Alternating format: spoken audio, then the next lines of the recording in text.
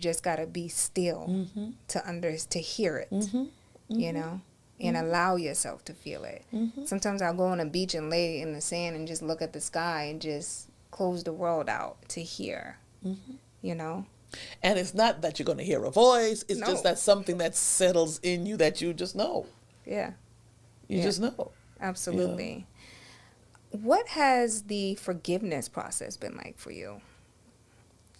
Have you been able?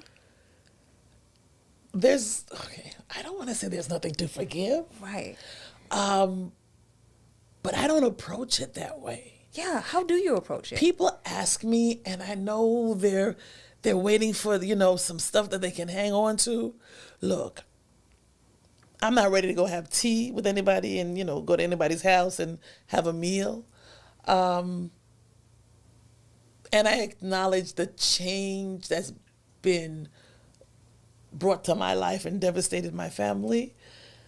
But it doesn't make sense to hold on to some sort of anger and bitterness that you can't do nothing with. Now, they say the thing they say about forgiveness is that, it's like drinking poison and expecting somebody else to die. I recognize you. You know what I'm saying? I recognize what's done to me. And I know how I have to move. But I'm not going to hold on to something because then you've won.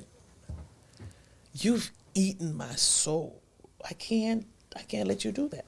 So the fact that those young men, because they were minors and adolescents when they did the crime, that by age 25 they have to be released. Because I saw one was recently released.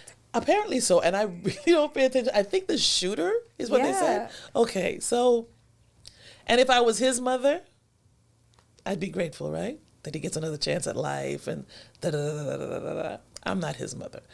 I can say, for her, it's a good thing. She gets her son back.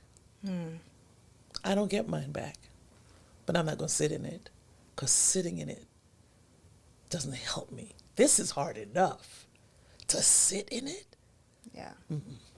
That's why I have to check myself, because I get angry because I'm in media and I get to sit and watch these interviews and I get to see, because I know you and I know the type of woman of integrity, and we've had like our intimate moments off camera, breaking bread with each other, and it makes me so angry to see someone who was granted another chance at life do interviews and be so disrespectful and disintuned and disingenuous. It makes me so angry, and I find myself writing and like, you are scum of the earth, and then I just kind of like reel back and say, Titi, that's not the energy that you need to have. But it makes me so angry, and I often think about you and how you may feel, and if you even pay any of that any attention or you close it all out. I'm not tuned into that. It's not so much that I'm closing it out, it's that it's just not a part of my world. So I have people who will come and say, have you heard?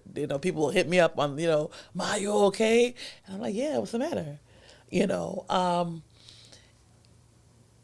And I felt the way when you just said that he was being disrespectful, because I've been told that he's been interviewing and being disrespectful, and I got to let that go. Yeah. Because that'll eat me up. Yeah. I got to let that go. Yeah. Because the bottom line is your life is over. Yeah. His life is finished. He's living. But if that's his approach to what he's done, life is done for him. And that gives me chills, because it's like we know this because we're at a level of consciousness, and we know how we're supposed to operate as humans in the bodies on earth. And when you're not operating in that space, your life is over. And although you are here and you have these arms to move and these legs to walk and these lips to yap, you have nothing. you have nothing. You have nothing. You're out of purpose. You're out of purpose. And there's nothing. Yeah.